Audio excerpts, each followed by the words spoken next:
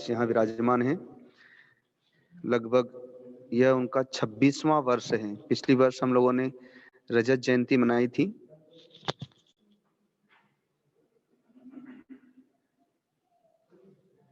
हंसती हुई प्रतिमूर्ति है और स्वयं गुरु जी के स्वप्न में यह मूर्ति आई थी और उन्हें कहा था कि मैं गोविंदपुर में आना चाहता हूँ और संकेत दिया कि कहाँ पर विराजमान हूँ। तो इनकी खोज हुई, इन्हें लाया गया और यहाँ पर स्थापित किया गया और प्रतिवर्ष यहाँ पर बड़े धूमधाम के साथ में सवा मनी के भोग का कार्यक्रम होता है। 4 दिवसीय, इस बार हम लोग 6 दिवसीय आयोजन करेंगे।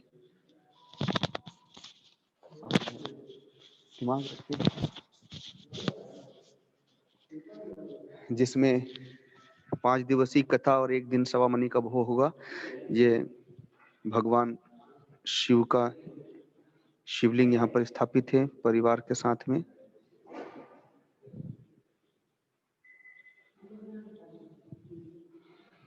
पूज्य गुरुदेव की प्रतिमूर्ति यहाँ पर स्थापित की गई ब्रह्मलीन होने के उपरांत। गुरु पूर्णिमा पर्व पर यहाँ पर जो भक्तगण ऋषिकेश नहीं जा पाते वे यहाँ पर ही पूजा आराधना कर लेते हैं। इस बार लॉकडाउन के कारण से जब नहीं जा पाए तो यहीं पर पूजा वंदना की गई। आनंद धाम आश्रम का सबसे बृहद, सबसे बड़ा यह सत्संग भवन है। लगभग 1000 लोग यहाँ पर बैठ सकते हैं। हमारे विद्यार्थी गण भी जो योग के लिए तैयार हैं।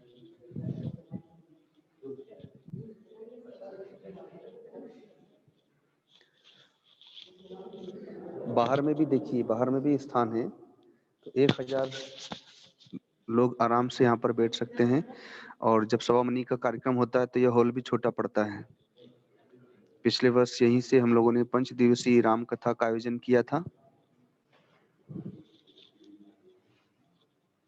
और इस बार हम लोग 5 दिवसीय गुरु गीता, गंगा, गायत्री और गौ माता पर कथा करेंगे। तो आइए अब हम लोग योग शिविर में चलते हैं।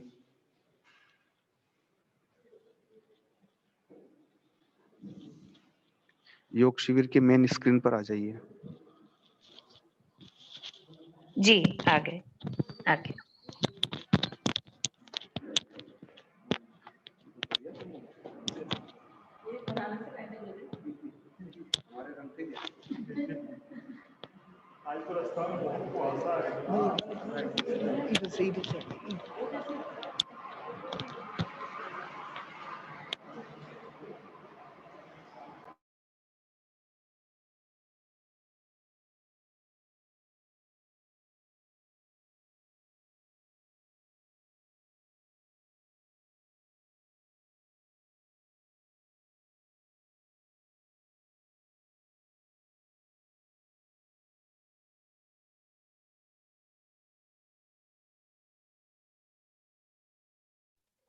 शिवम माइक ऑन कर लीजिए वहां से।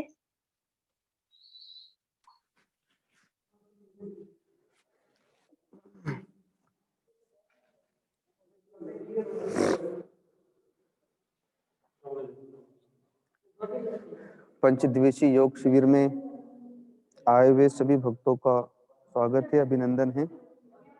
सभी भक्तों को बहुत बहुत प्रेम भरा आशीर्वाद।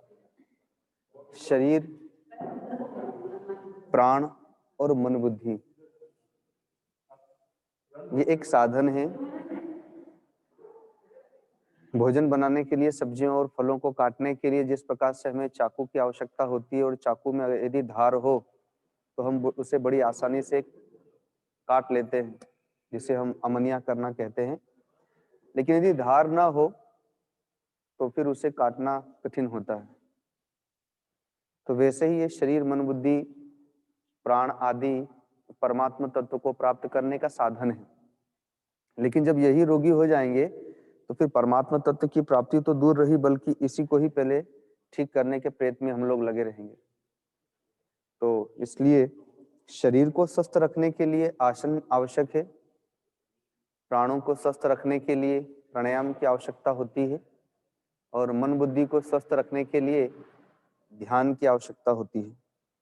बिना एकाग्रता के, बिना मन बुद्धि के, चित्त के एकत्रित हुए कोई भी कार्य ठीक ढंग से नहीं होता। तो इसलिए आसन, प्राणायाम और ध्यान ये करना बहुत ही आवश्यक है। 24 घंटे हम इस शरीर से सेवा लेते हैं, लेकिन शरीर को स्वस्थ रखना अत्यंत आवश्यक है। जब ये शरीर ही अस्वस्थ हो जाएगा तो इससे हम सेवा कैसे लेंगे?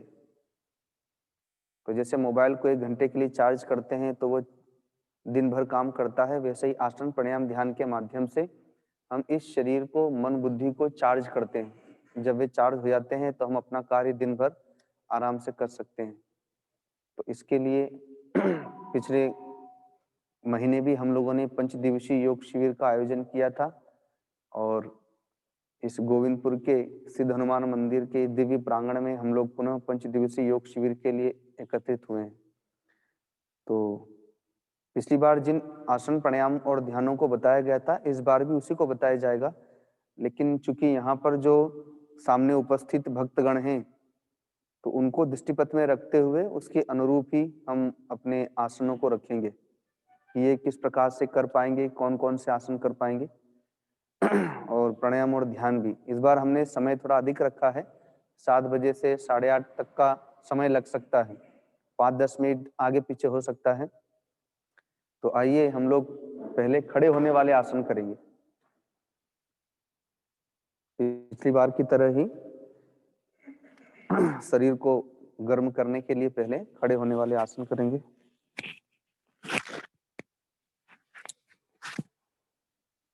मैं जैसे करता हूँ मुझे देख के वैसे ही करते रहिएगा। चश्मा उतार लीजिए अगर दिक्कत हो। चश्मा से है ना, गिर के पूछ सकते हैं। और जितना हो उतना ही पहले प्रयत्न करिएगा, धीरे धीरे अपने आप अभ्यास होता जाएगा।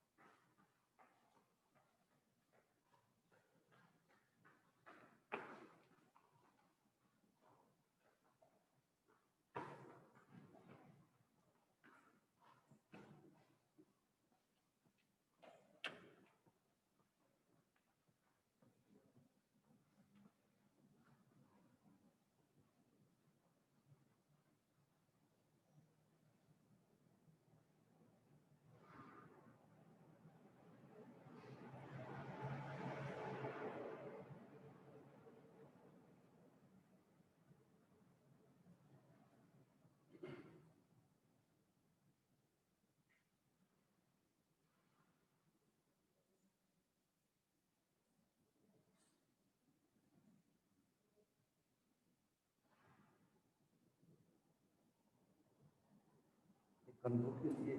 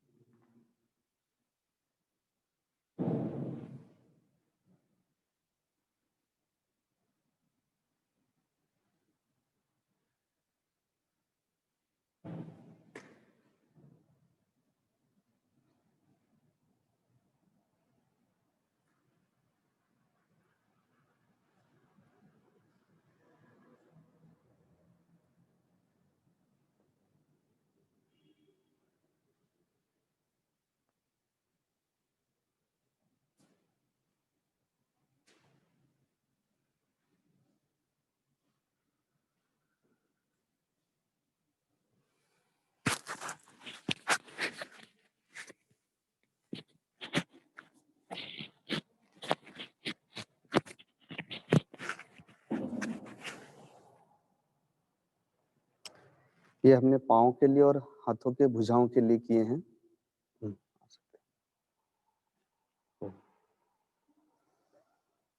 जो भी हमने किया इसको पीटी भी कहते हैं। अगर इसे प्रतिदिन किया जाए तो जो वृद्धावस्था में घुटनों में दर्द, कमर में दर्द आदि होते हैं, उसकी संभावना नहीं होगी।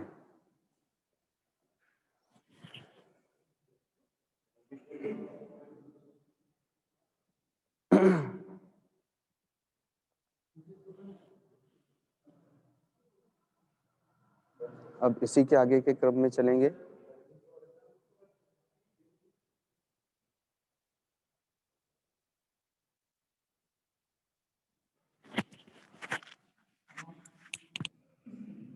यहाँ भी ले सकते हैं, इसको भी नजदीक नहीं आ सकते हैं। एक व्यक्ति यहाँ, ठीक। यहाँ कौन है इस वाले में? अच्छा ठीक है, कोई आए तो यहाँ आ सकते हैं नजदीक में हमारे। चलिए आगे वाला स्टेप है, जितना हो पहले देख देख के करते रहिए, धीरे धीरे धीरे धीरे प्रैक्टिस होता जाएगा।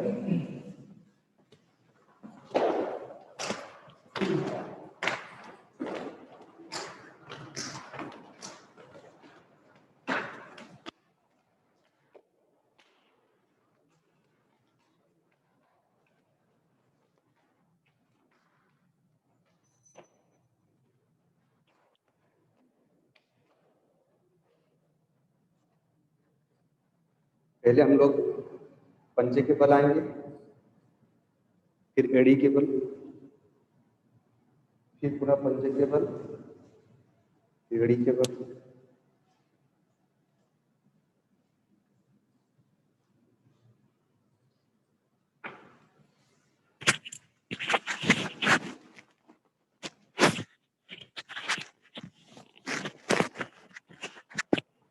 ये जो मैं कर रहा हूँ ना, ये घुटने के लिए है। इससे घुटने की पीछे की नसें खिंचाती हैं।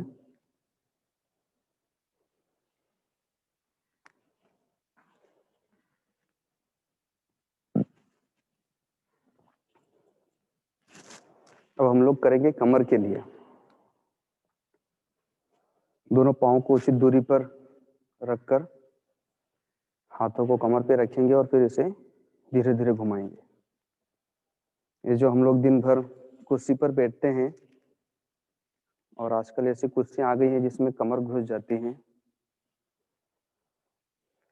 तो उस कारण से जो नसें दबी रह जाती हैं, वे नसें सब खुल जाती हैं इसको करने से।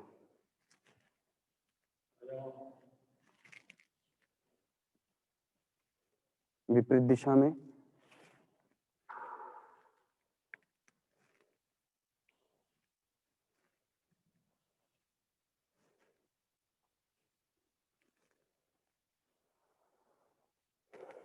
अब हम लोग घुटनों के लिए करेंगे। दोनों पाँव को थोड़ा नजदीक करके, हाँ, घुटनों के ऊपर हाथ रखकर दोनों घुटनों को एक तरफ चलाएं पहले।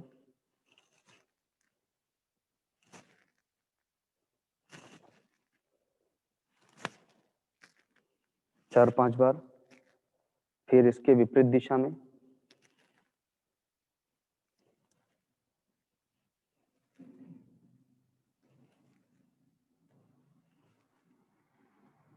फिर इस प्रकार।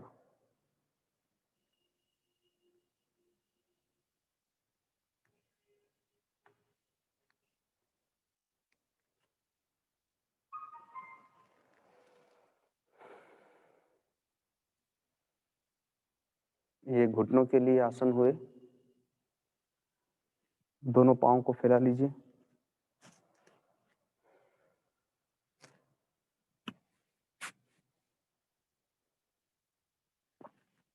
और इस प्रकार से करेंगे। पहले धीरे धीरे, जो जितना झुक सकता है।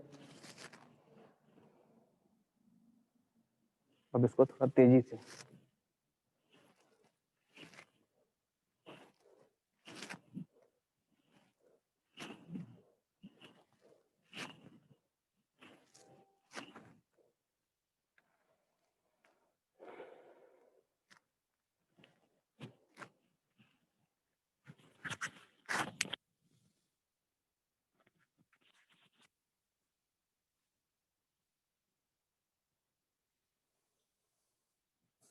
ये जो था ये भी कमर के लिए था।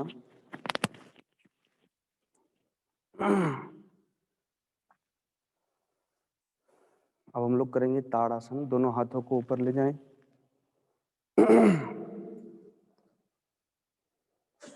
दोनों पंजे के बल ऊपर की ओर उठेंगे, श्वास बढ़ते हुए ऊपर की ओर खिंचाव दीजिए। फिर और श्वास को सामान्य रख सकते हैं जितनी देर तक कर सके।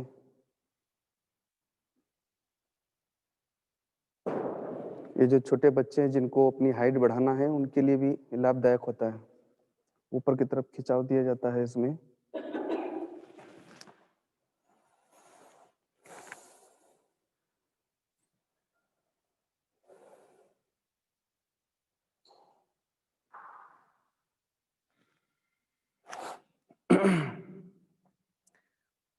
आसनों में ध्यान रखा जाता है कि जो हमारी श्वास होती है वो हमको नाक से लेना होता है, मुंह से नहीं लेना है। प्रयत्न यही करना है। और जब हम कोई आसन करने के बाद अगर हमारी श्वास फूलने लगे तो 2-4 बार लंबी गहरी श्वास ले लेंगे नाक से तो सामान्य हो जाएगी। इस प्रकार से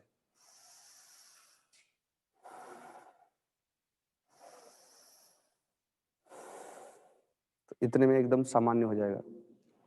अभी हम लोग जो आसन कर रहे हैं वो खड़े होने वाले आसन थे, जिसको हम लोग पीटीबी कहते हैं, जिससे हमारे शरीर में थोड़ी गर्मी आती है, रक्त संचार होता है, तो आसन करने की योग्य हमारा शरीर हो जाता है। अब हम लोग सूर्य नमस्कार आसन से प्रारंभ कर रहे हैं।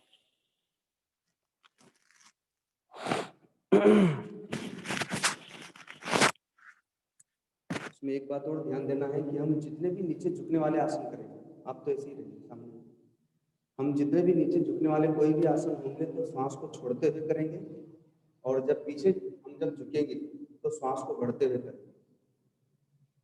देखते जाइए और करते जाइए। पहले श्वास भर के पीछे जाएंगे,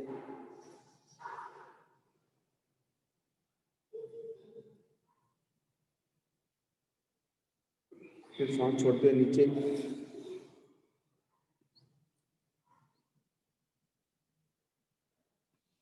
बायां पांव पीछे, दायां आगे।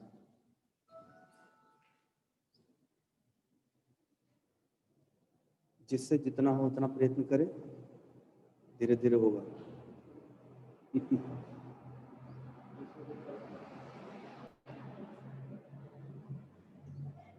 फिर इस प्रकार से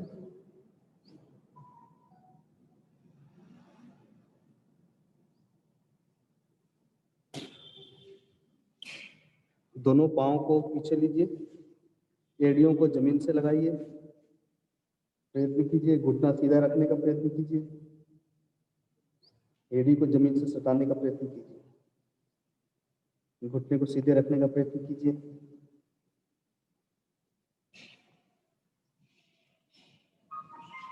अब अपने घुटनों को और छाती को जमीन से लाइए।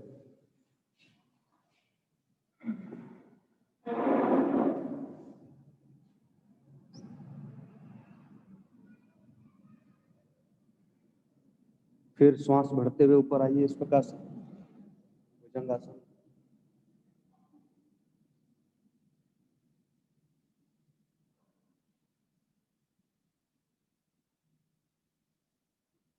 पुनः उसी स्थिति में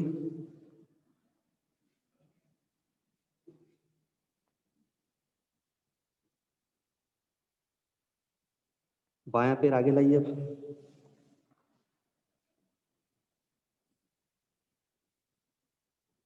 बायां पांव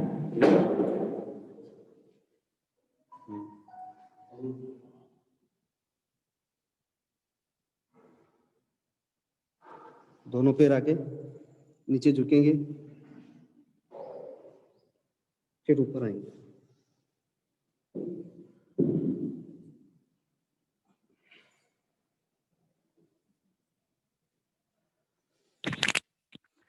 ये सूर्य नमस्कार आसन था। इस एक आसन में ही 12 आसन हो जाते हैं। तो जिसके पास कम समय हो आसन करने का, 10-15 मिनट ही, तो इसको 3-4 बार कर सकता है। तो इसी 3-4 राउंड से ही उसके कई आसन हो जाएंगे। तो ये हमारे खड़े होने वाले आसन थे। अब हम लोग बैठने वाले आसन करेंगे।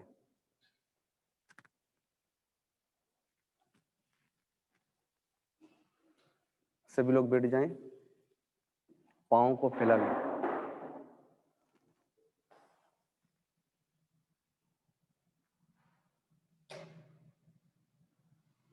अपने दोनों पाँव को इस प्रकार से चलाएंगे।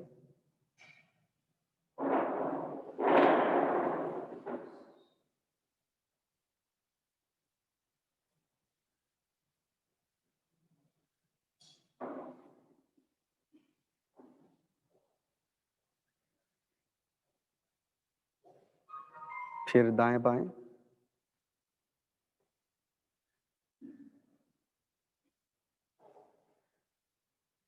ये देखने में तो बहुत सामान्य आसन लगते हैं अब गोल घेरा के अनुसार, लेकिन इनको रोज करना चाहिए, क्योंकि जो हम लोग कभी चल रहे हों और पैर अचानक फिसल जाए तो देखा होगा मोच आ जाती है। जो आसन करते रहते हैं तो उनका शरीर लचीला रहता है, तो उस कारण से फ्रैक्चर आदि की संभावनाएं कम हो जाती हैं। अगर पैर फिसल भी जाए तो खतरा नहीं होता। अब हम लोग प्रयत्न करेंगे, दोनों हाथों को ऊपर लीजिए, श्वास भर के और श्वास छोड़ते हुए नीचे झुकेंगे, जिससे जितना हो सके प्रयत्न करेगा।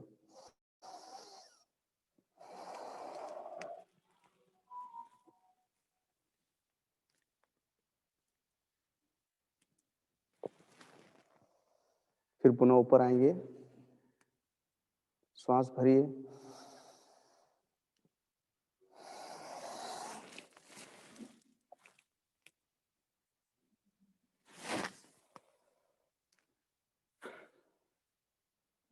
धीरे धीरे अभ्यास करते करते होने लगेगा।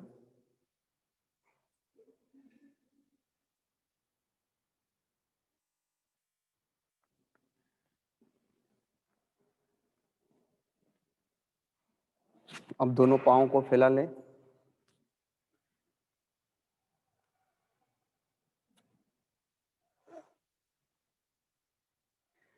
पहले घरों में माताएं चक्कियां चलाती थी तो कमर मजबूत रहती थी।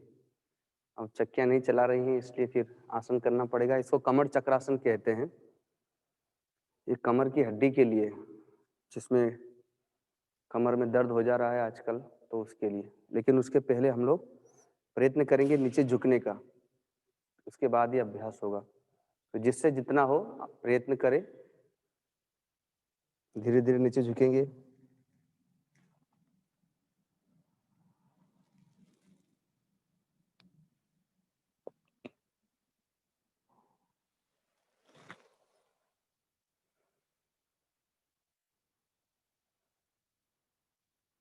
प्रयत्न करते रहें, तो उससे क्या होगा कि इस साल आप जितना सीख चुके होंगे ना, अगली बार जब आऊंगा तब तक आप बहुत आगे बढ़ चुके होंगे। क्योंकि शरीर नस नाड़ियां हैं जो वात पित्त कफ भर जाने से जाम हो गई हैं, लेकिन करते रहने से धीरे धीरे वो लचीली हो जाएंगी।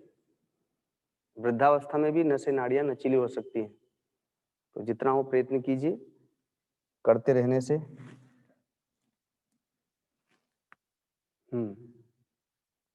आप कमर चक्रासन ध्यान से देखेंगे और वैसा ही करेंगे।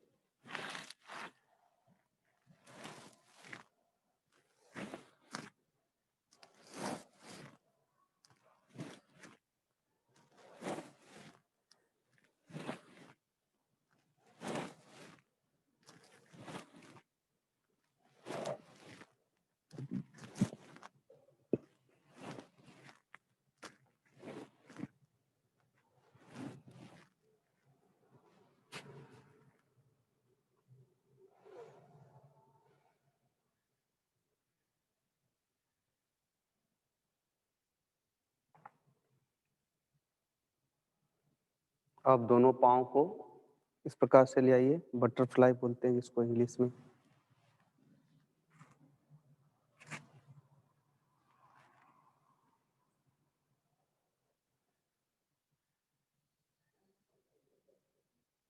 धीरे धीरे जितना हो सके शुरुआत होगी। नसें जाम हो गई है ना।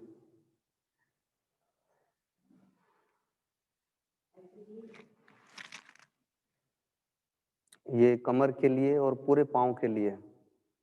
जो माताएं दिन भर रसोई में खड़ी रहती हैं, पाँव थक जाते हैं, पता नहीं चलता है, या पुरुष वर्ग ऑफिस में दिन भर बैठे रहते हैं, तो इसलिए इस आसन को करना चाहिए। ये पूरे पाँव की नस नाड़ियों को सुचारू रूप से चलाता है, रक्त भ्रमण होता है।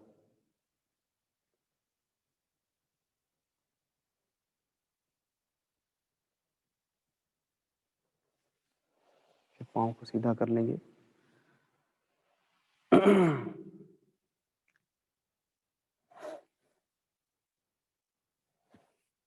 अब ध्यान से देखिए, इस पाँव को, दाएं पाँव को इस प्रकार लेंगे और जैसे बच्चे को गोद में लेकर के हम लोग खिलाते हैं, वैसे ही इसको धीरे धीरे चलाएंगे। ये हमारी यहाँ की जो नसें होती हैं, पाँव और कमर के मध्य की जो नसें हैं, उनको खोलता है यह आसन।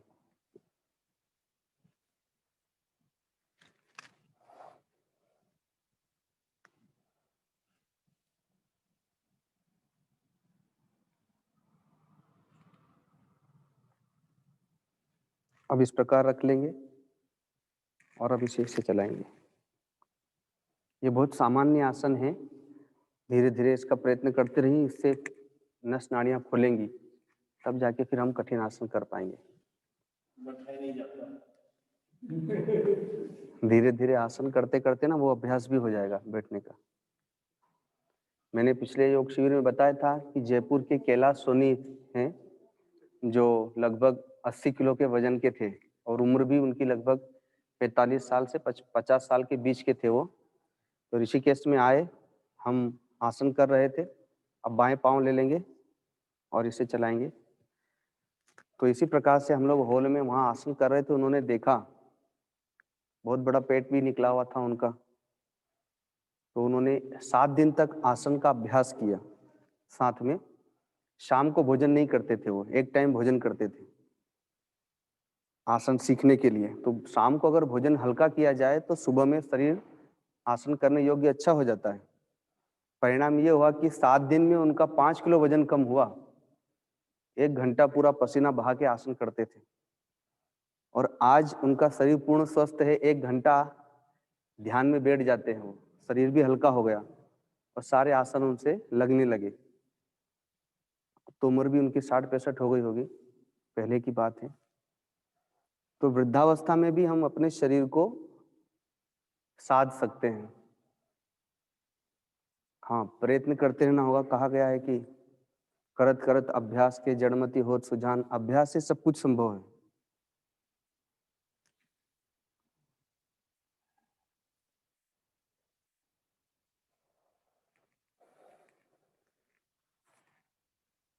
अब वज्रासन में आइए।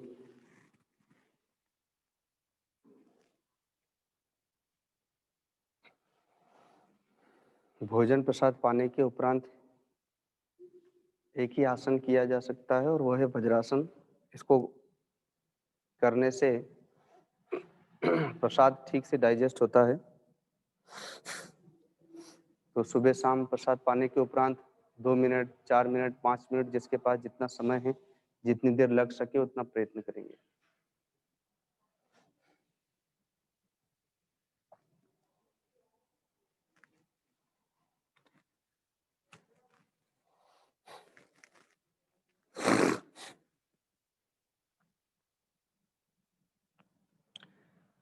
शरीर में जो रोग होते हैं वो 2 प्रकार के होते हैं। एक तो रोग होता है असंयम के कारण से, एक भोग होता है। तो जो असंयम के कारण से रोग आया है, यदि आसन प्राणायाम किया जाए तो वो रोग चला जाएगा। एक भोग होता है जो आता ही है, लेकिन यदि आसन प्राणायाम किया जाए तो भोग तो आएगा, अर्थात रोग तो होगा, लेकिन उसकी पीड़ा समाप्त हो जाएगी, क्योंकि आसन पापों का प्रायश्चित भी है।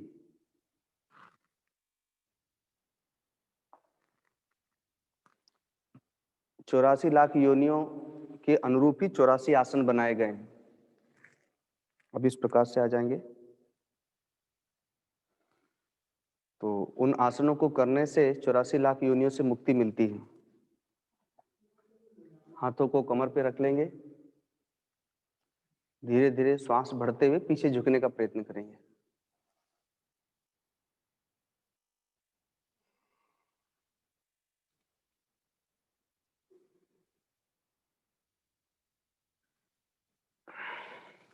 अब पुनः बैठ जाइए।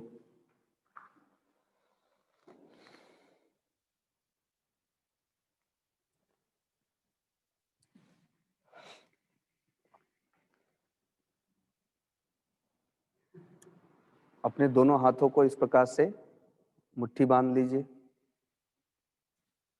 और अपनी नाभि के दाएं बाएं रखेंगे।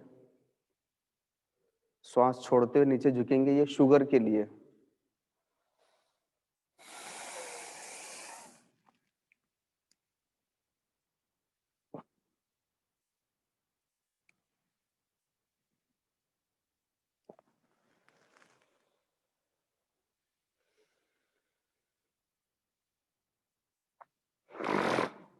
शुगर वालों को 2-4 बार करना चाहिए इसको। अब एक और तरीका है इसका। दोनों को इस प्रकार से रखेंगे, नाभि के नीचे श्वास भरेंगे। जो वज्रासन में नहीं कर सकते हैं तो सामान्य रूप से बैठ के भी कर सकते हैं।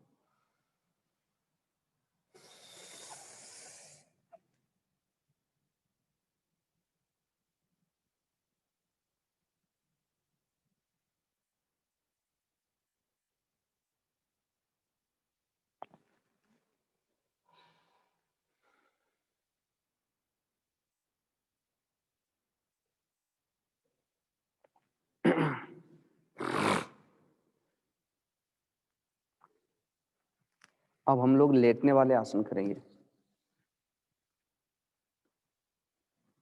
ऐसे ही अपने आसन पर इस तरफ ही पैर करते हुए लेट सकते हैं।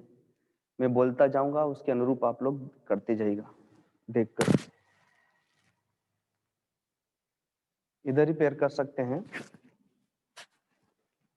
पहले हम लोगों ने खड़े होने वाले आसन किए, फिर बैठने वाले और अब लेटने वाले। तो ये क्रम बनाया है ताकि आप लोगों को याद रहे। लेट जाइए। लेटने वाले आप कर सकते हैं, बहुत सरल सरल बताऊंगा मैं।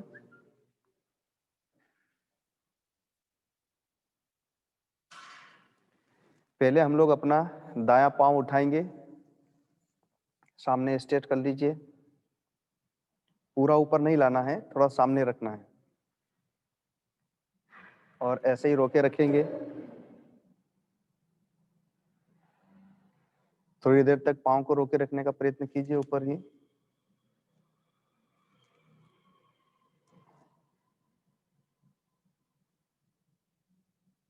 अब नीचे ले आइए। अब दूसरा पांव लीजिए।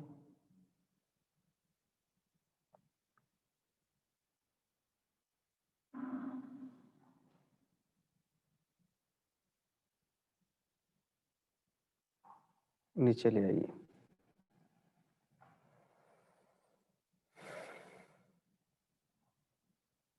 अब दोनों पैरों को लेंगे, थोड़ी देर तक रोकने का प्रयत्न करेंगे।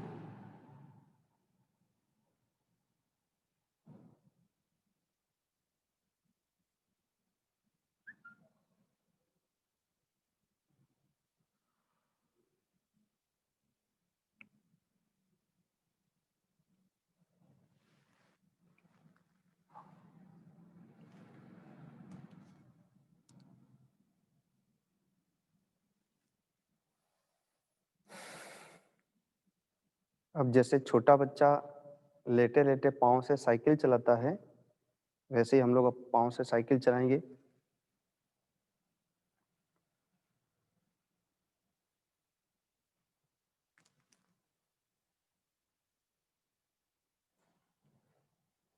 फिर विपरीत दिशा में नीचे से ऊपर।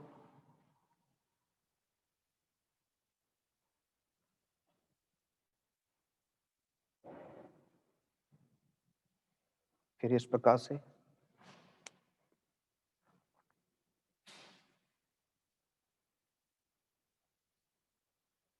फिर सामान्य हो जाइए।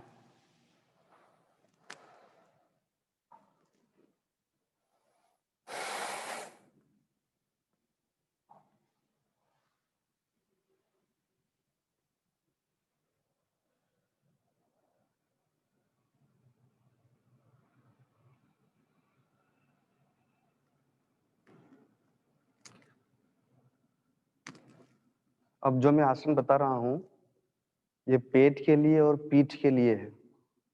पेट में जिसके कब्ज, एसिडिटी या मंदाग्नि रहती है वो दूर होती है, और कमर की हड्डी में जो दर्द आदि रहता है वो दूर होता है, हड्डी मजबूत होती है। और जिन लोगों का पेट निकला हुआ है, अगर इसको प्रतिदिन करेंगे और खान पान पे संयम रहे तो पेट भी वो कम करता है। तो आज मैं आपको वो बता रहा हूँ, उसको 10 बार करेंगे, रोज एक एक बढ़ाते जाएंगे। इसको हम धीरे धीरे 30, 40, 50 तक ले जा सकते हैं। तो ध्यान से देखें, दोनों हाथों को नीचे ले लेंगे नितंबों के, और इस प्रकार से ऊपर लाएंगे, नीचे ले जाएंगे, धीरे धीरे करेंगे।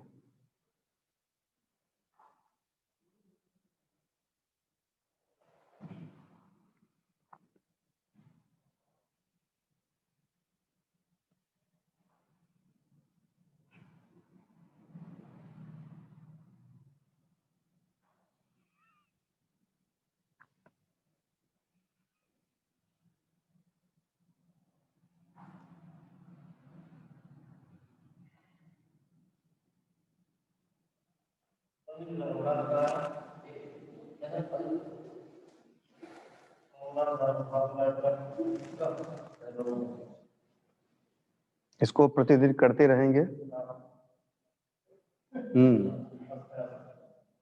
जितना हो उतना ही प्रयत्न करते रहें। आज हमने 10 बार किया, इसको रोज एक एक बढ़ाएंगे। ये पेट के लिए सबसे उत्तम आसन है, कमर की हड्डी के लिए।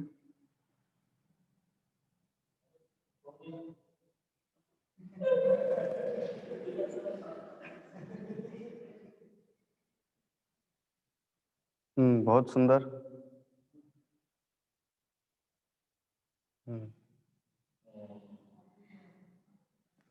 अब अगला आसन देखेंगे।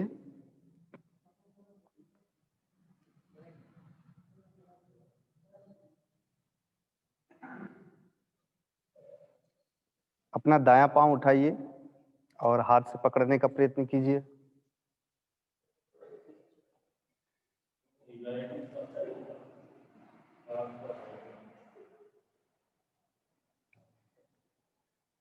धीरे धीरे होगा। फिर दूसरा पांव उठाइए।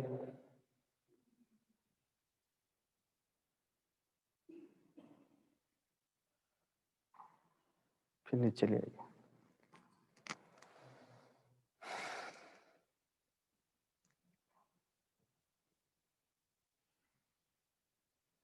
अब हम पवन मुक्तासन करेंगे। जिनके पेट में एसिडिटी या गैस वगैरह की प्रॉब्लम रहती है तो ध्यान से देखेंगे।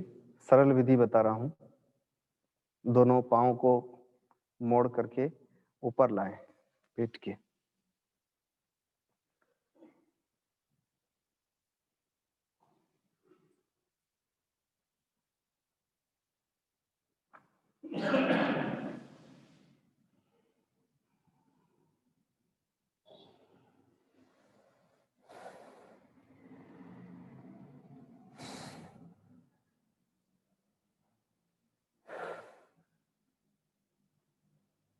इससे हमारा पेट दबता है,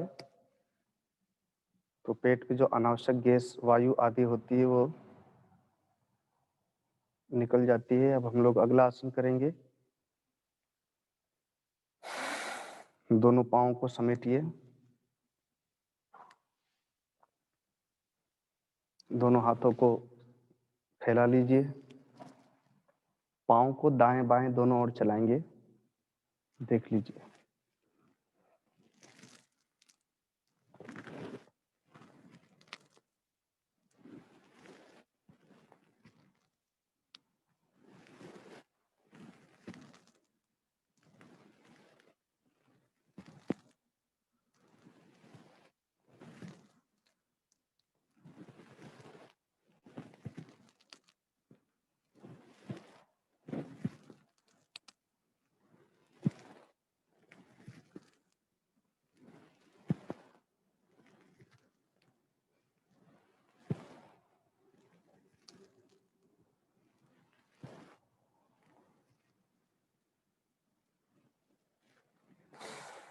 फिर पुनः सामान्य हो जाइए।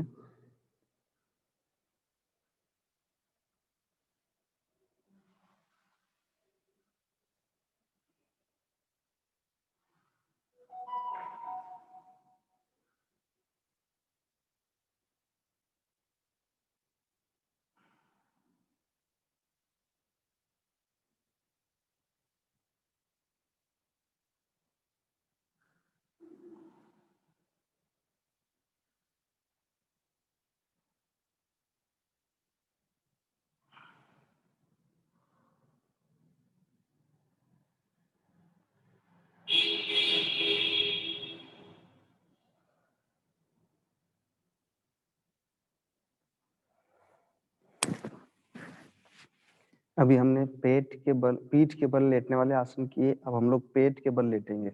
उल्टे हो जाइए।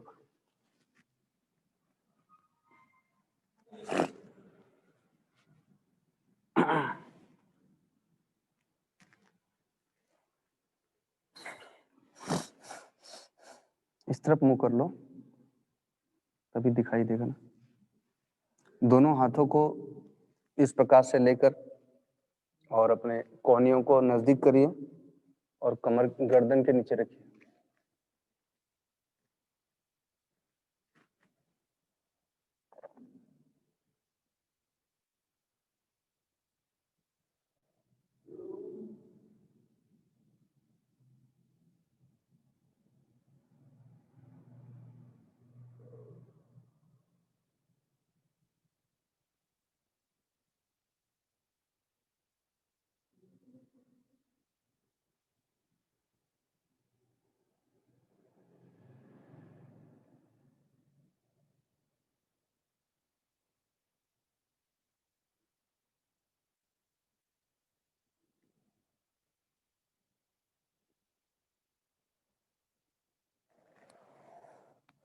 ये सर्वाइकल के लिए है, जिनके गर्दन में दर्द रहता है कंप्यूटर मोबाइल आदि पे लगे रहने से, तो इसे रोज सुबह शाम करना चाहिए।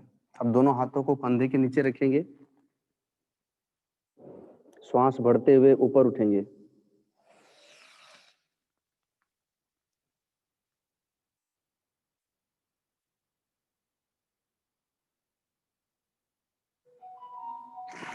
ये भुजंग आसन है।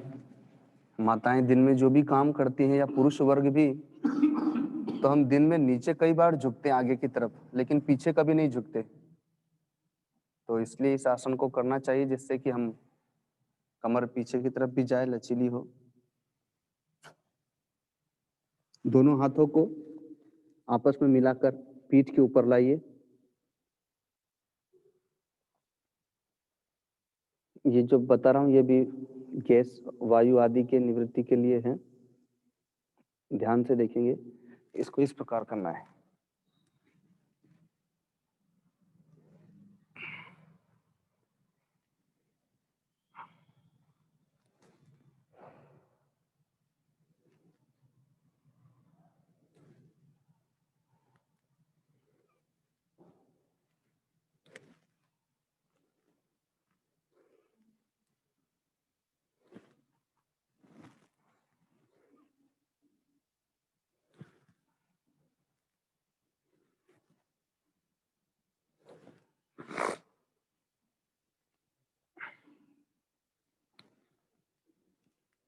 अब पुनः सामान्य हो जाइए।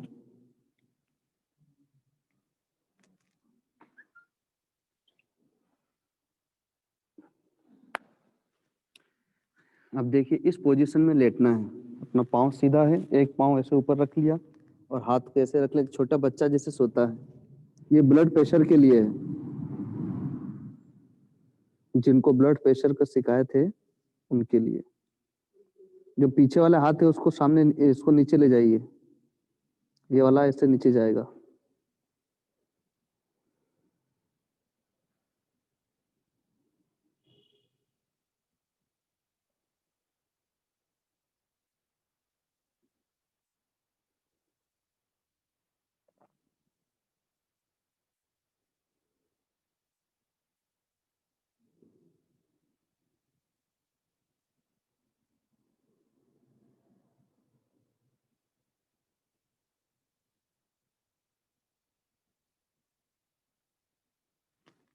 अब दूसरी तरफ करेंगे इसी को।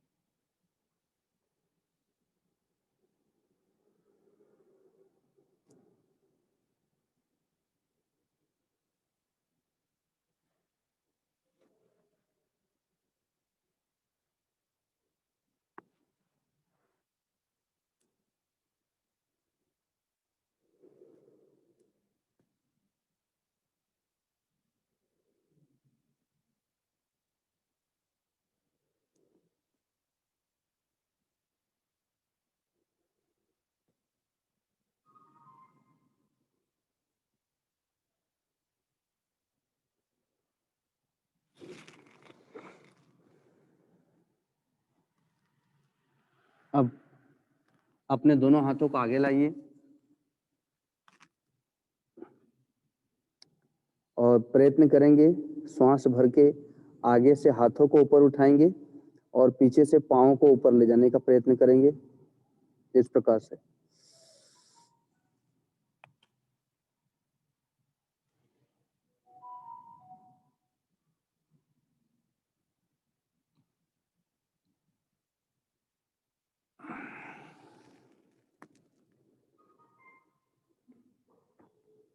जैसे हनुमान जी आकाश में उड़ते हैं वैसे ही प्रयत्न करेंगे फिर से एक बार और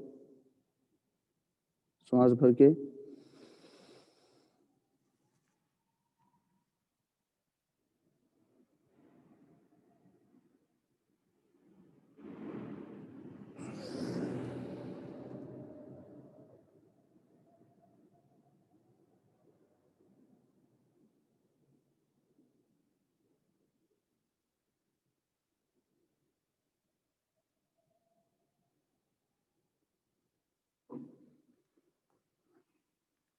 दोनों हाथों को हम ऐसे समेट सकते हैं और इस पे अपना सिर रख सकते हैं। इसको मकरासन कहते हैं, मकड़ी के समान।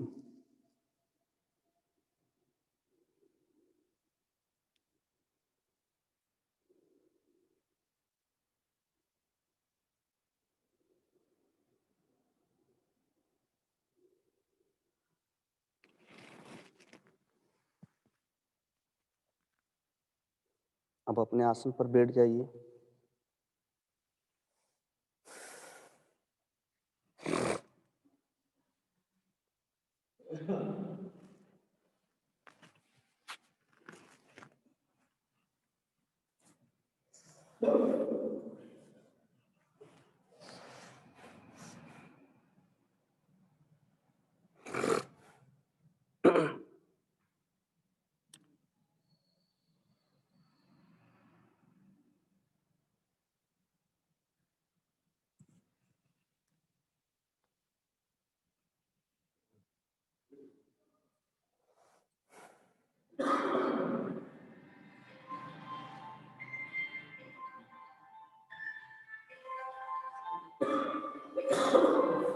अपनी गर्दन को चलाएंगे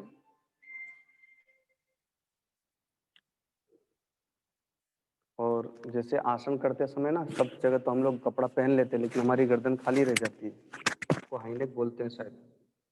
ये लगाना चाहिए ताकि गर्दन में हवा ना लगे। आसन करते समय मिलता है मार्केट में, क्योंकि आसन से तो शरीर गर्म हो जाता है और ठंडी के दिनों में फिर ये जगह ठंड लगेगी, तो गर्दन भी ढकी हुई होना चाहिए। अब हम लोग गर्दन के लिए ही करेंगे जो दिन भर टीवी मोबाइल या कंप्यूटर पे रहते हैं तो उनका सिर तो सीधे ही रह जाता है, या कभी कभी सोए हैं तकिया पर तो गर्दन में दर्द हो जाता है, तो उसी के लिए करेंगे। फिर ऊपर नीचे।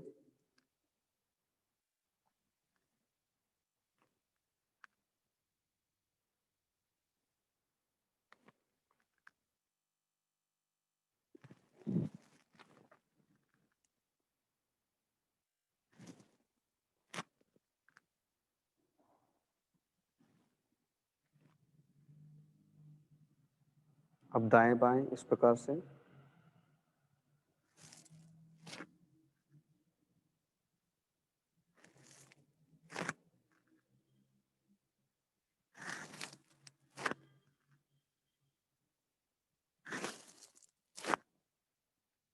अब इस प्रकार से देखेंगे।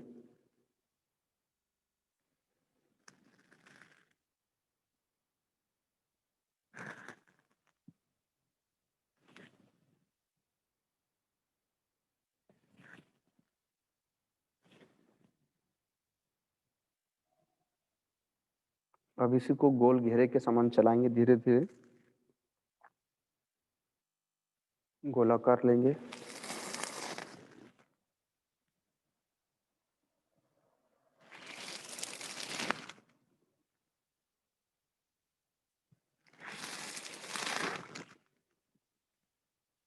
अब इसी के विपरीत दिशा में।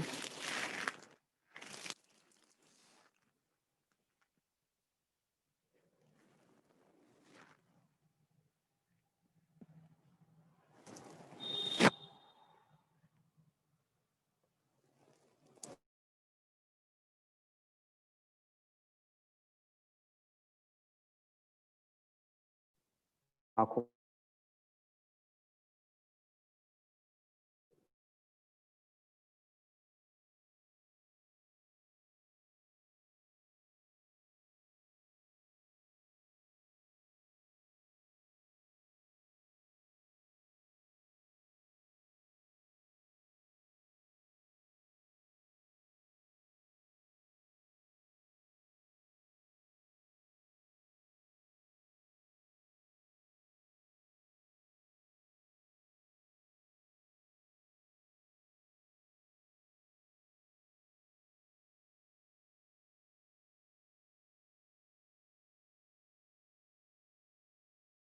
दृष्टि होती हुई केंद्रित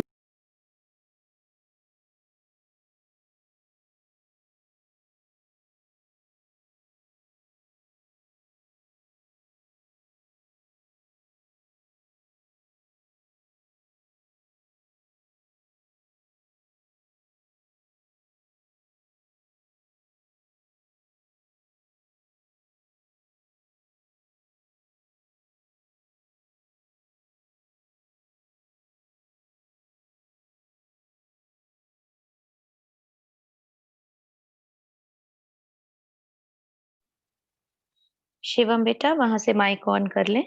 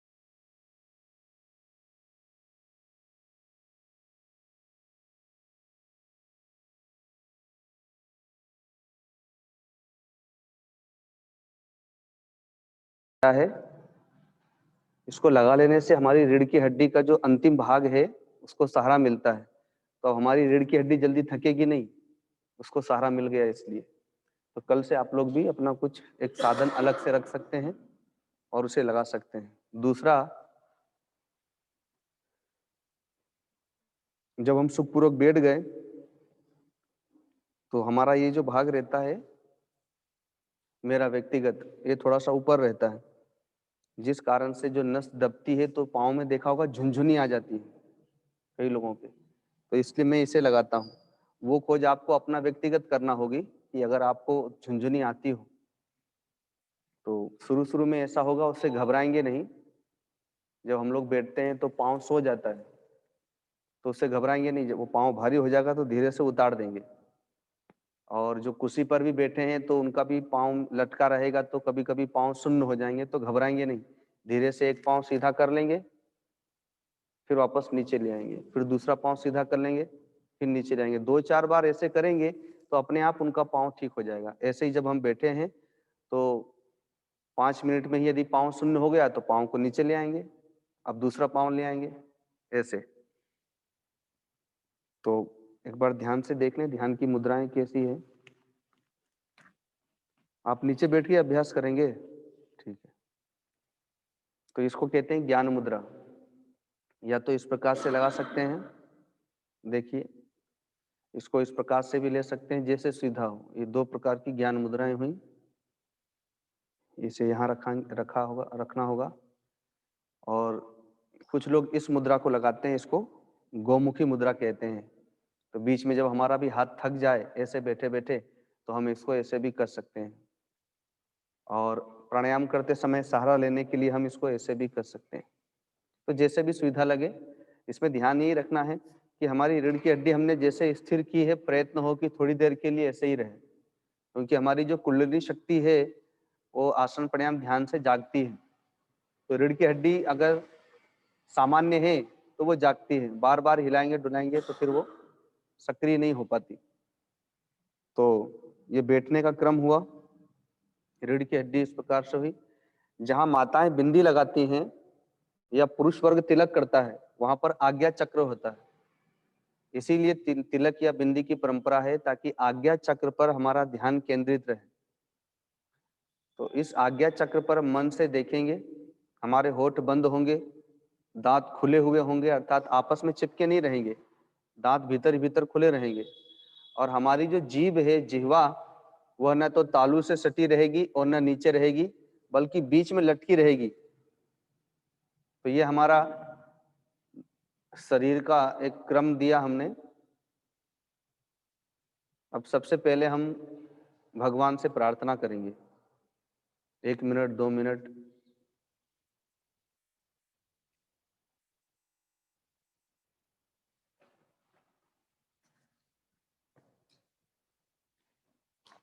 जिसके मन की जो भावनाएं हैं उसे हम भगवान को व्यक्त कर सकते हैं, उसी को प्रार्थना कहते हैं कि हे प्रभु, हे अंतर्यामी, हे दयानिधि,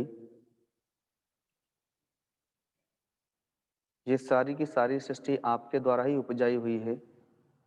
आकाश, वायु, अग्नि, जल, पृथ्वी, यह संपूर्ण ब्रह्मांड, संपूर्ण जीव जगत, पशु पक्षी, कीट पतंगे, संपूर्ण प्राणी पदार्थ, सारे स्त्री और पुरुष वर्ग, देवी देवता, गंधर्व, यक्ष, राक्षस, भूत प्रेत, पिशाच, तथा माता पिता, भाई बांधव आदि जितने भी स्त्री पुरुष वर्ग हैं, वे सब आपसे ही उत्पन्न किए हुए हैं। तथा हमारा यह शरीर भी आपने ही बनाया है। माता पिता तो निमित्त हुए, माँ के गर्भ में इसकी संरचना आपने ही की, किंतु हे प्रभु, हमसे भूल हो गई कि बनाने वाले आप और सब कुछ आपका, लेकिन हम आपके उपकार को और आपको भूल गए। हमने इस संसार के लिए जीवन जिया, परिवार के लिए जीवन जिया, इस शरीर के लिए जीवन जिया, लेकिन आपके लिए कभी कुछ नहीं किया। जब कभी भी किसी वस्तु की आवश्यकता हुई तो आपको पुकारा जरूर, दुख में कष्ट में आपको याद किया, कष्ट की निवृत्ति के लिए, लेकिन आपको प्राप्त करने के लिए हमने कभी भी प्रयत्न नहीं किया। ना आपको कभी कुछ देने के लिए हमने कभी कोई प्रयत्न नहीं किया, आपसे सदा मांगा ही। लेकिन फिर भी इस जगत में घूमते घूमते, भ्रमण करते करते हमें शांति नहीं मिली। तब पता चला कि शांति तो परम तत्व में ही है, परमात्मा में ही है, और वह परम तत्व, वह परमात्मा हमारे भीतर ही रहते हैं। ऐसा हमें सद्गुरु से ज्ञात हुआ।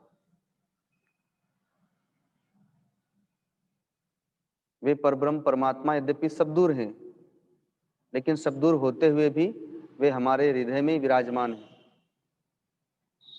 तो जैसे एक मृग की कस्तूरी में, मृग की नाभि में ही कस्तूरी का वास है, लेकिन वह भ्रमवश बाहर घूमती रहती है, दौड़ती रहती है, उसके प्राण चले जाते हैं, लेकिन उसे बाहर में कस्तूरी नहीं मिलती। वैसे ही मेरे हृदय में ही आप विराजमान हैं, और मैं बाहर में ही संसार में, विश्व में सुख की खोज कर रहा था, शांति की खोज कर रहा था। और अब मुझे सदगुरु से पता चला कि वे परब्रह्म परमात्मा तो मेरे हृदय में ही विराजमान है, और वे ही परम आनंद और परम शांति के स्रोत हैं, दया के सागर हैं।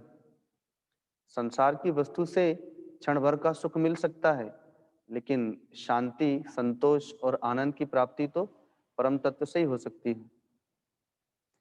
लेकिन जैसे कोई व्यक्ति बाहर गया हो और घर लौट के आए तो दरवाजा भीतर से बंद हो तो भीतर प्रवेश कैसे करेगा? वैसे ही आप मेरे हृदय में रहते हैं, लेकिन मुझे भीतर उतरना नहीं आता, भीतर प्रवेश करना नहीं आता और दरवाजा भीतर से बंद है। अतः हे प्रभु द्वार खोले और मुझे भीतर प्रवेश दिलाएं। ऐसे प्रार्थना के साथ में, और फिर जिसको जो अपने इष्ट का नाम प्राप्त हो, गुरु मंत्र या नाम, अब उसका जप करते हुए हम लोग प्राणायाम प्रारंभ करेंगे। सबसे पहले अनुलोम विलोम करेंगे, तो सब लोग जानते ही लेकिन फिर भी देख लेंगे। पहले एक नाक से श्वास छोड़ेंगे, किसी भी नाक से छोड़ सकते हैं।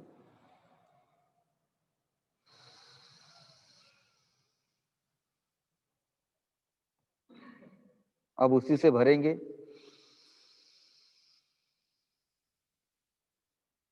दूसरी ओर छोड़ेंगे,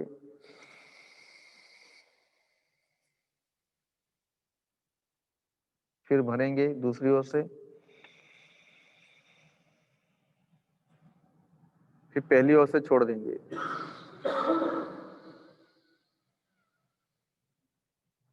ये एक हुआ। ऐसा हम 10 बार करेंगे।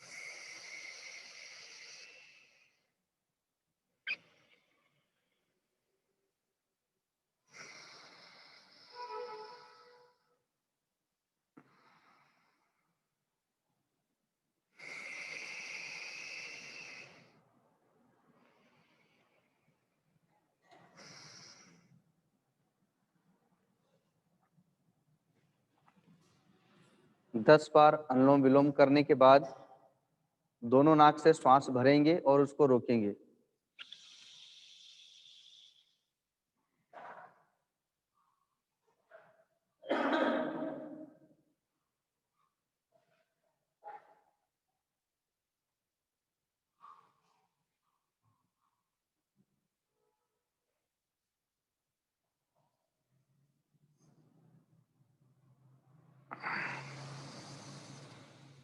धीरे धीरे निकाल देंगे। ये जो अनुलोम विलोम है, इसको नाड़ी शोधन भी कहते हैं।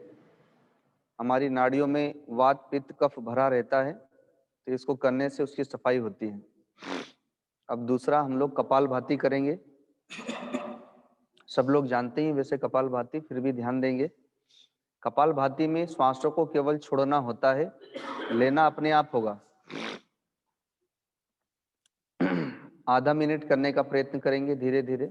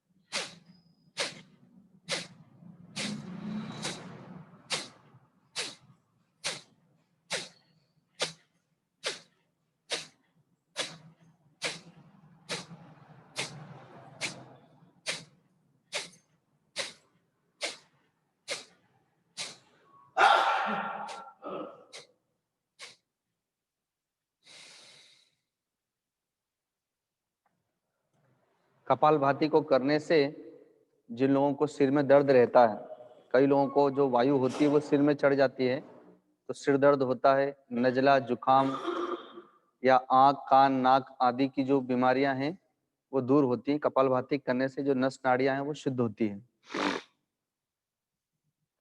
आधा मिनट, फिर धीरे धीरे इसको बढ़ाते बढ़ाते 1 मिनट तक लेकर के जाएंगे। अब हम लोग करेंगे भस्त्रिका। कपालभाति और भस्त्रिका देखने में एक जैसी लगती है, लेकिन भस्त्रिका में हम केवल कपालभाति में हम केवल छोड़ते हैं, लेना अपने आप होता है, लेकिन भस्त्रिका में लेना छोड़ना दोनों पर ध्यान देना होता है। और इसको हम बताते हैं जैसे ट्रेन चलती है तो पहले धीरे धीरे चलती है, छक छक छक छक छक छक छक छक छक छक, तो वैसे ही इसको हम धीरे धीरे शुरू करेंगे और धीरे धीरे फिर बढ़ाते बढ़ाते बढ़ाते बढ़ाते चले जाएंगे। तो मैं इसको करने के लिए इसका सहारा लेता हूँ, इस मुद्रा का, घुटनों को पकड़ने के लिए। तो ध्यान देंगे, मन को भ्रुकुटी में एकाग्र करके जप करते हुए धीरे धीरे शुरू करेंगे।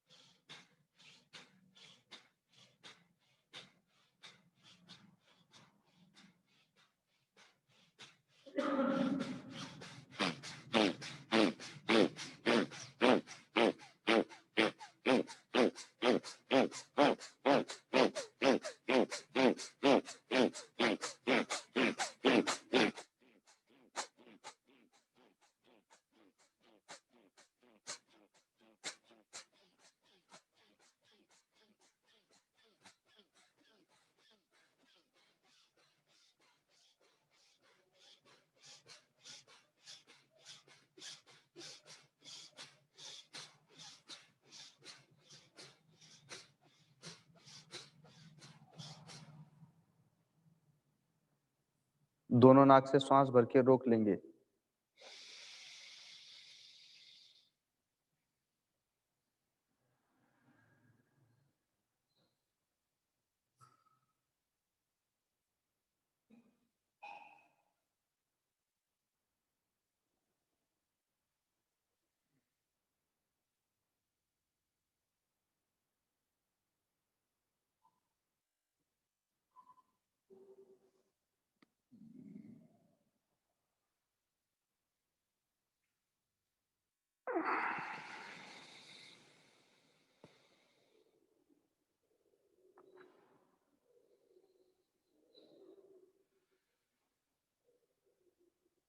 इसको करने के बाद मन एकदम शांत हो जाता है और चारों ओर पूरा प्रकाश छा जाता है।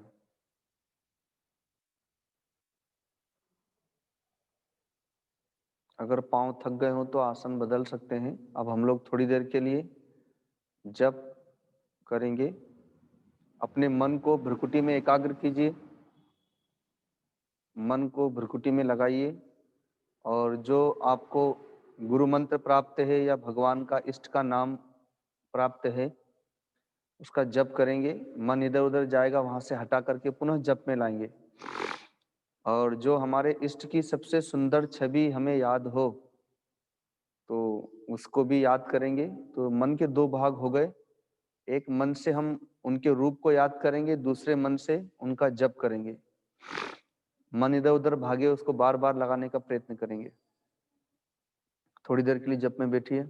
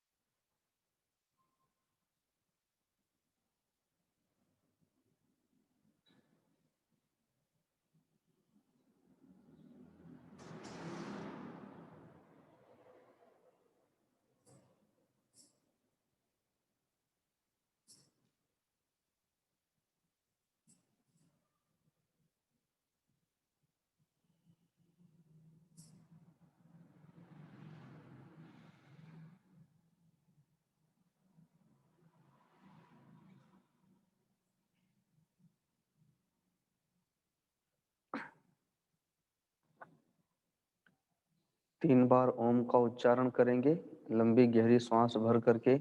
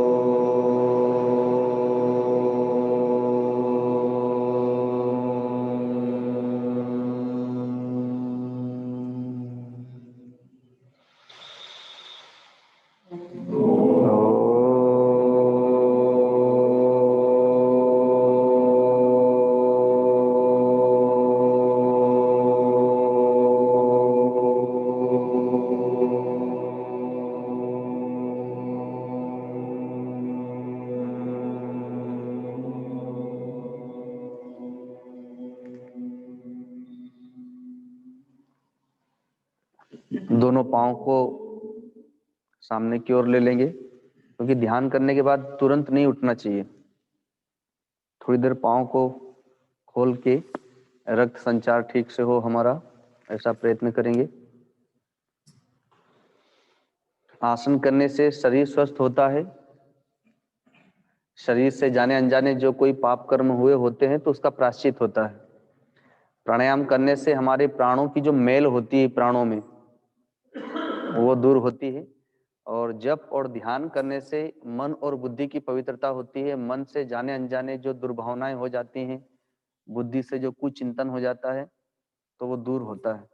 तो इस प्रकार से शरीर, प्राण और मन बुद्धि तीनों की शुद्धि के लिए 1 घंटा आसन प्राणायाम ध्यान बहुत जरूरी है। अब मैं घुटनों के लिए 2 आसन बता रहा हूँ, वो बताना भूल गया था, अभी याद आया मुझे। क्योंकि आज के समय में घुटनों की समस्याएं ज्यादा हो रही हैं, और मैंने पिछले योग शिविर में भी बताया था कि ये ज्यादा समस्याएं घुटनों वाली माताओं में हो रही हैं, कमर और घुटने की। तो उसका कारण विशेष यह है, एक तो खान पान, रहन सहन, आचार विचार तो है ही, लेकिन दूसरा कारण हमारी रसोई की पद्धति है। आज जो हमारी रसोई है वो खड़े होने वाली हो गई। तो माताएं दिन भर खड़े होकर के प्रसाद बनाती रहती हैं, और वो हमारे ऊपर ही निर्भर करता है, कोई हमें बाहर से बताने नहीं आता है। हम चाहें तो अपनी पद्धति को बदल सकते हैं, नीचे बैठने वाली पद्धति बनाएं, नीचे बैठ करके भोजन प्रसाद बनाएं, और या तो फिर कोई कुर्सी बना लें जिस कुर्सी पर बैठ करके प्रसाद बनाएं। क्योंकि दिन भर खड़े रहने से हमारे घुटनों पर और कमर पर बल पड़ता है। तो आज जो बहुएं हैं उन्हें पता नहीं चल रहा, कल के दिन तो उसे भी उन्हीं जगह पहुंचना है, उनके भी घुटने में और कमर में दर्द होना है। तो इसलिए हमारी जो रसोई पद्धति उसको बदलिए, नीचे बैठने वाली पद्धति बनाइए, खड़े होने वाली भी हो, नीचे बैठने वाली भी हो, जिससे कि कमर में और घुटनों में दर्द ना हो। तो मैं 2 आसन बता रहा हूं जो केवल घुटनों के लिए। इन आसनों को ध्यान से देख लें। ये देखिए, छोटा बच्चा चलता है, इस आसन से पीछे से उठाने का प्रयत्न करेंगे और इस प्रकार से चलेंगे। हाँ, आपको तो नहीं हो पाएगा, जो कर सकते हैं वो लोग करें, ये घुटने के दर्द के लिए।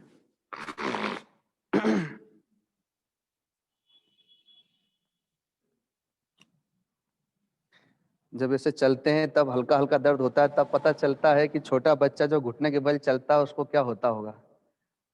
लेकिन उसकी नस नाड़ियां बहुत मुलायम होती हैं, इसलिए वो स्वस्थ रहते हैं।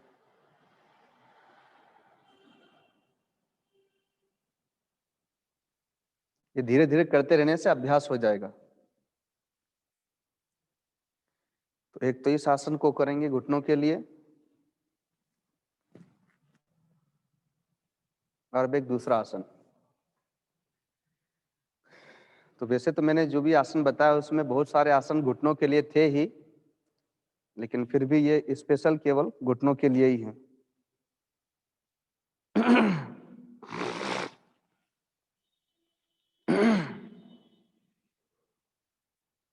अब देखेंगे दूसरा आसन है दोनों हाथों को आगे ले लीजिए, मुट्ठी बांध लीजिए, अपने पंजों के बल आएंगे, धीरे धीरे नीचे झुकेंगे इस प्रकार। एड़ी को ऊपर उठा लेंगे, पंजे के बल रहेंगे, जितनी देर तक रह सकते हो, जबरदस्ती नहीं, धीरे धीरे। सारा बल इस समय हमारे घुटनों के मांसपेशियों पर है, पूरे शरीर का। पाँव को थोड़ा फैलाइए हल्का सा, हाँ अब आइए नीचे। इसको 2 बार 3 बार कर सकते हैं। सारा भार घुटनों पर पड़ता है इससे।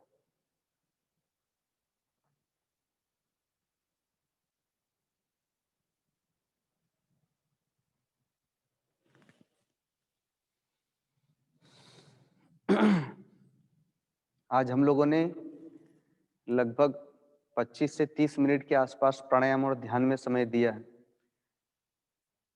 50-55 मिनट आसन पर और 20-25 मिनट। तो आप लोग जो कहते हैं कि ध्यान में नहीं बैठ पाते हैं, तो आज 20-25 मिनट तो आप लोग ऐसे ही बैठ गए।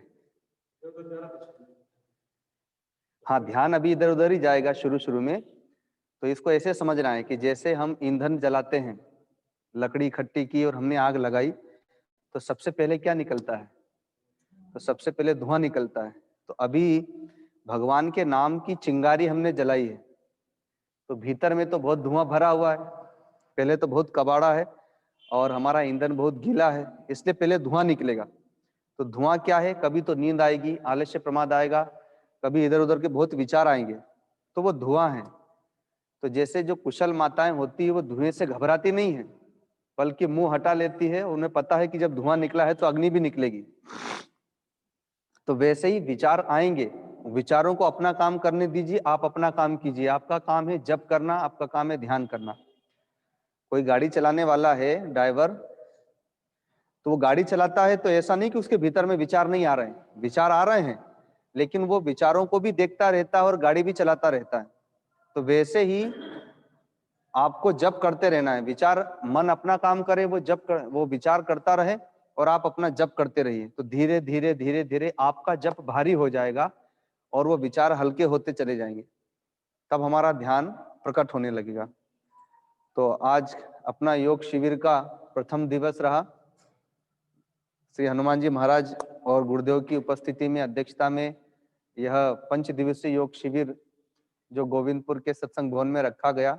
एक बार घुमाओ इधर भी, सब भक्तों को दिखाओ। यहाँ पर आए हुए गुरुदेव के जितने भी भक्त हैं उन लोग को भी आप लोग देख लें। जूम पर जितने भी भक्त लोग जुड़े हुए हैं, वे इसी प्रकार से 5 दिन इस आयोजन में सम्मिलित होते रहें। और यहाँ पर भी जो लोग उपस्थित हैं, वे लोग भी 5 दिन तो सम्मिलित रहेंगे ही, लेकिन 5 दिनों में जो भी आप सीखे उसको करते रहिए। तो अगले वर्ष जब हम आएंगे तो इसकी आगे की श्रेणी में प्रवेश करेंगे, तब आप देखेंगे बड़ी सहजता से आप लोग को प्रवेश मिल जाएगा। और अभी जो मैंने प्राणायाम बताए हैं वो तो केवल सामान्य प्राणायाम है, अर्थात केवल नाड़ियों की शुद्धि के लिए है। मूल प्राणायाम तो अभी बाकी है, जिससे ध्यान लगता है। तो प्रारंभ तो कहीं से करना ही पड़ेगा। और कोई ये न समझे कि हमारा शरीर स्थूल है तो हम नहीं कर पाएंगे। यहाँ पर असंभव कुछ भी नहीं है, अभ्यास से हम सब कुछ कर सकते हैं। हमने शरीर पर ध्यान नहीं दिया है, अतः इस कारण से शरीर हमारा इस प्रकार से हो गया। लेकिन आसन प्राणायाम ध्यान जो है वो शरीर को मजबूत बनाता है, लचीला बनाता है, सात्विक बनाता है, निरोगी बनाता है, स्वस्थ बनाता है। तो अभी हमारा जैसा शरीर है, अगर इस अवस्था में भी हमने शुरू कर दिया तो वो ऐसा ही बना रहेगा, आयु बढ़ती चली जाएगी। और मैंने पिछले योग शिविर में बताया भी था कि 2 महात्मा गुरुदेव के पास में आए और वो वृद्धावस्था में आए, 60 वर्ष की आयु में। एक को तो दोनों पांव में, घुटनों में और शरीर के जोड़ों में रोग था, जिस कारण से उनकी हड्डियां तिरछी हो गई थी, और एक बहुत मोटे थे। लेकिन जब वे लोग आए, उन्होंने आसन प्राणायाम ध्यान शुरू किया, तो करते करते करते दोनों के शरीर एकदम स्वस्थ हो गए, वृद्धावस्था में 60 वर्ष की आयु में आए। तो इसलिए यहाँ पर असंभव नाम की तो कोई चीज ही नहीं है, और इससे बढ़िया उपचार और क्या हो सकता है। तो ये शरीर एक साधन है परमात्मा को प्राप्त करने का। तो पहले इस शरीर रूपी साधन को ही हम स्वस्थ करें, और उसके उपरांत फिर अपना कर्तव्य कर्म करते हुए दिन भर जप के साथ में अपना साधन भी करते रहे। तो आज योग शिविर का जो प्रथम दिवस है वो यही श्री हनुमान जी महाराज के और गुरुदेव के चरणों में समर्पित करते हैं। बोलिए सद्गुरुदेव भगवान की, श्री हनुमान जी महाराज की। ओम नमः पार्वती पते हर हर महादेव।